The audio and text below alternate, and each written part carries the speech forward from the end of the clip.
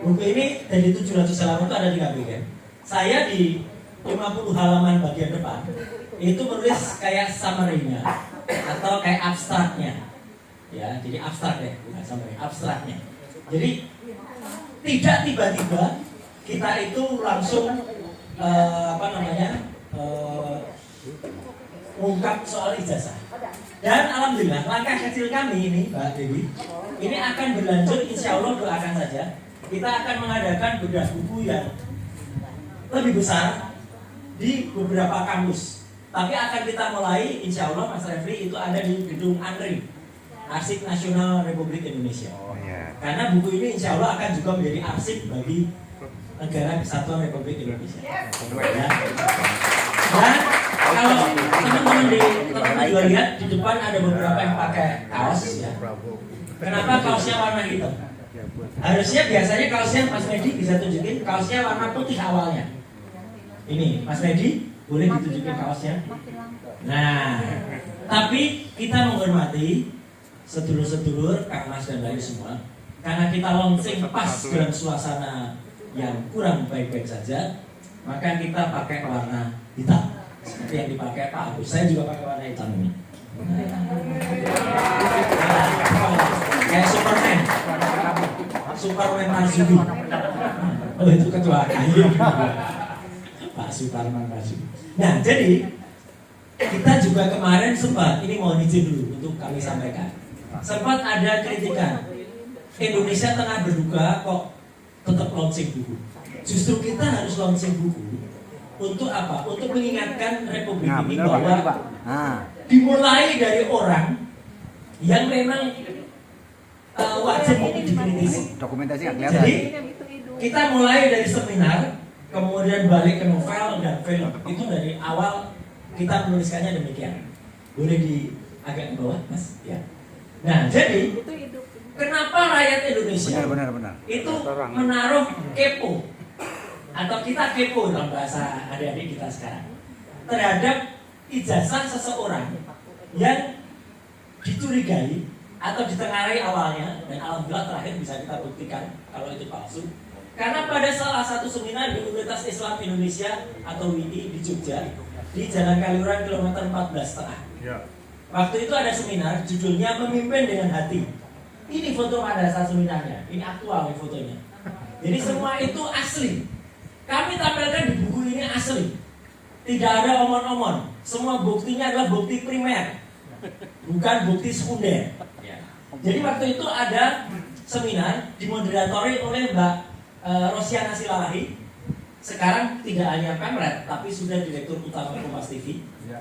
Waktu itu saya tulis masih Pemret. Hari Jumat 28 Juni ada 3 pembicara, Prof. Mahfud MD, kemudian Joko Widodo, dan juga Buya Safi Ma'arif. Ketika ditanya IP kumulatifnya, Prof. Mahfud langsung mengatakan dengan bangga, IPK saya 3,8. Di kampus yang serius diskusi, Jokowi mengatakan IP-nya tidak ada 2. Orang sekolah. Ditanya oleh Mbak Rosi, saya sudah konfirmasi ke Mbak Rosi. Ya, waktu itu dia canda atau enggak, Pak? Enggak, serius. Dan tidak pernah diralat sampai detik ini. Nah, itu yang paling penting. Kalau masalah, tolong diralat. Dia nggak meralat, dan ternyata betul juga kalau kita lihat pada IP saat sarjana muda, IP-nya memang cuma 2 sekian. Tapi memang ada 2, bukan kurang dari 2. Ya, terus Mas, boleh ke bawah. Nah, kemudian saya juga menuliskan waktu itu apa? Kenapa kampus kita, teman-teman rela agama, kampus kita itu sangat-sangat memorable ya, sangat-sangat kita ingat ya. Karena apa? Ya memorable karena dulu tahun 74 Bang Adi atau Bang As dari Siregar itu menulis sebuah novel judulnya Cintaku di Kampus Biru. Ya, tentang seorang mahasiswa yang dia menjadi pemimpin senat tapi kemudian jatuh cinta terhadap dosennya. Ya, itu Cintaku di Kampus Biru. Ya, nah lanjut. Bang Adi kemudian sempat juga tuh difilmkan. Ini terus lanjut. Filmnya adalah Cintaku di Kampus Biru juga. lanjut mas, terus ke bawah. Bintangnya Roy Martin, lanjut terus. Ada Raisita Supit dan lain sebagainya. Ini poster film aslinya tahun 76, Cintaku di Kampus Biru. Sekarang kayaknya ada di Netflix juga sudah, ya kita bisa cari. Nah, kenapa saya perlu menuliskan ini? Ini sekaligus kritik pertama kami terhadap Universitas Gadjah Mada. Teman-teman tahu, begitu hebatnya, begitu sayangnya Bang Adi, Bang Azadi Siregar ke UGM sampai dengan dia itu menuliskan novel. Tapi pada saat ulang tahun ke-80 beliau kemarin tanggal 3 Juli tahun 2025 dan mau dirayakan oleh kami selaku mahasiswanya. Saya kebetulan mahasiswanya langsung dari Bang Azadi Siregar. Beliau itu dosen di ilmu publisistik dulu namanya. Untuk Mbak dan Mas yang senior kenalnya publisistik, tapi kalau saya kenalnya komunikasi. Ya. Nah itu Bang Adi itu mau kita rayakan dengan kita mengambil dua judul novelnya. Cintaku di Kampus Biru kita gabungkan dengan judul Menolak Ayah.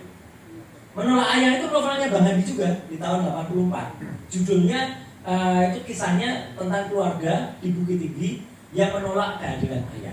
Ketika itu kita gabungkan Kampus Biru Menolak Ayah, ditolak sama pihak UGM. Nggak boleh mengadakan acara di UGM karena judulnya Kampus Biru Menolak Ayah. Ayah yang mana ya? Yang ditolak oleh Kampus Biru? Ya, paranoid betul. Jadi UGM paranoid, nggak boleh.